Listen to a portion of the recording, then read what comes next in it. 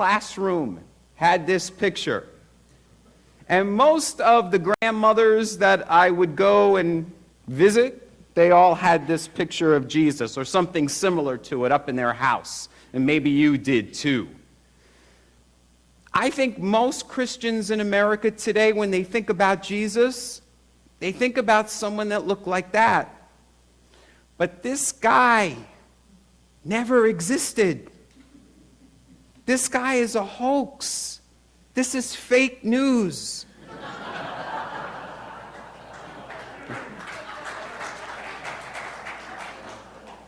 I think this t-shirt says it best.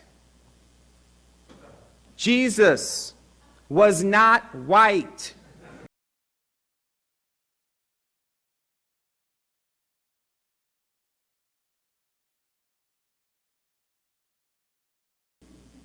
This guy is a hoax. This is fake news.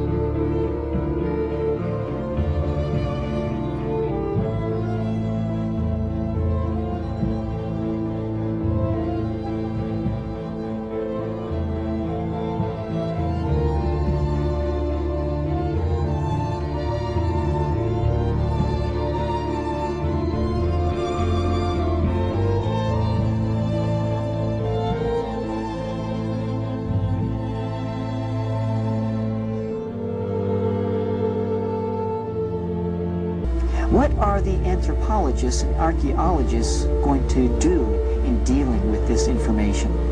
And that is what I believe, what's sponsored, maybe consciously in some cases, unconsciously in other cases, what we could call the cover-up of the accomplishments of black people. Chancellor Williams wrote a book called The Destruction of Black Civilization. Ignore. Just refuse to publish any facts of African history that don't go along with our racial theories. We need to create a religious and a scientific doctrine so that African slavery won't appear that bad after all. What we need to do is flood the world with new African histories that contain our European perspectives only. Start renaming people and places. Replace African names with Arabic and European names. Yes, when reporting ancient African history, reverse the standard. No matter how dark the skin, woolly the hair, or thick the lips, you don't have to be a Negro. You don't have to be a Negro. You don't have. I want to give all the praises and the honor to Yahweh Bahashem, Yahweh Shah Bahashem, Rechah HaKwadash, and double honors to the apostles and the elders of Great Millstone. Also, I'm going to give a sincere shalom and peace to the elect. I want to go into this video here. Okay, there's a guy that left a comment on a video I did previously about the Greeks in Egypt or whatever. So I'm going to just touch on that real quick. But before I get started on that, this is why historical proof is proven that the Egyptians was black and the Israelites were so-called black. Okay, all the way through the scriptures. It always proved that, you know, this guy tries to go into the word ruddy, and we went through this video, these scriptures over and over again. You know, Song of Solomon, he says, I'm black and comely, but these guys don't get that. But I really want to touch on this. This guy, he left a comment, his name is Think on These Things. Says, when you go into the Hebrew, white was, well, let me go on up, that one to one. He says, you do know that the Greeks had been breeding with the Egyptians for over 300 years before Paul showed up, don't you? Why did he say before Paul showed up? He said 300 years before Paul showed up. So everybody know the Egyptians were so-called black, and in order for the Greeks to be breeding, him to say this, that they were breeding with the Egyptians, he must acknowledge that the Egyptians were so-called black. Because if they were so-called white, there would be no reason to be considering breeding with them. They would still be white nations, correct? Of course. Right? So just because Paul went into Egypt, just because Paul showed up at Egypt, doesn't mean that all the Egyptians were now white. That wouldn't even happen, because that would change their skin color as Greeks. That would change them, and they will all have a different skin color. And you got to know those Egyptians were very dark, almost purple, like your minute bowls. If anybody looked them up, you know, they were very black. Like you go in Sudan, they were very black. So imagine somebody that black messing with a white person. That baby's going to have still some brown complexion. So it doesn't matter with your argument. Your argument still is, is debunked. Because if they was breeding with them for 300 years and they all messed around with each other, then you would still have a so-called brown race. I don't know, man. These people, man. Why do we waste our time? Because it's not a waste of time. It's the Lord's time. And we have to do a job, okay? And that's to debunk these false doctrines, point blank. Acts 21 and 37. And as Paul was led to the castle, he said unto the chief captain, May I speak unto thee?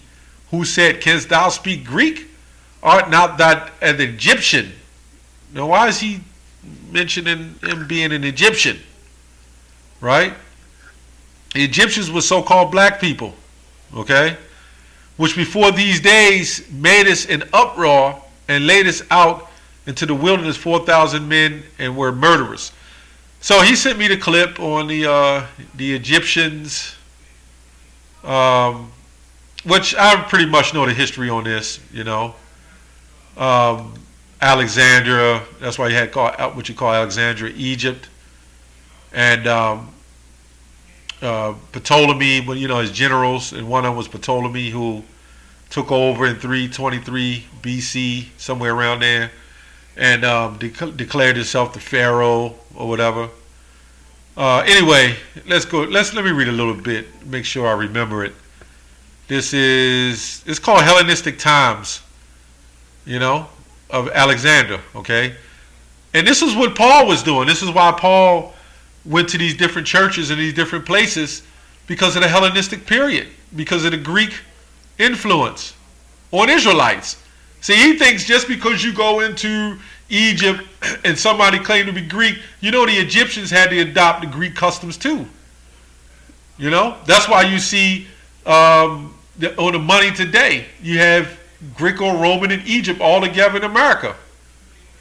Right? So just because you were Greek, just because you were so-called Greek, don't mean you was a sure enough white man. That's called the Hellenistic period. It says, Alexander the Great conquered Egypt at an early stage of his conquest. He respected the pharaonic religions, right? He respected those pharaonic religions and customs, and he was proclaimed Pharaoh of Egypt. He established the city of Alexandria, where the library was, right? After his death in 323 BCE, his empire was divided among his generals. Egypt was given to Ptolemy Soter, whose descendants would give Egypt her final royal dynasty and glittering one, largely Greek in favor. Okay? Its capital was Alexandria. Ptolemy added legitimacy to his rule in Egypt by acquiring Alexandria's body. I'm not going to go on there. This is a whole big article. And I agree with that. We agree that, and we know the history, that Alexandria conquered Egypt. Ptolemy ruled Egypt all the way up to Cleopatra's death, if I can remember that. I read up on this many years back. Okay. Let's go to Acts 21 again. 21 and 40. Let me go to 38. Art not thou the Egyptian, which before these days made an uproar led us out into the wilderness 4,000 men that were murderous, right? But Paul said, I am a man which am a Jew of Tarshish, a city of Cilicia. So everybody think that, a lot of Israelites was up in Spain as well. You had Israelites. See, everybody think when somebody see the word Cilicia or Sicilia, that's talking about some white nation. Just because you're in a particular landmass don't make you that nation of people. So the Greeks was in Egypt. Does that make the Egyptians Greek? No. But they would call themselves Greek. Okay? Wouldn't they? Just because we was here in America, right? We were born here into slavery, which this wasn't even his land. But are we Americans? No. Those are the names that was put on us.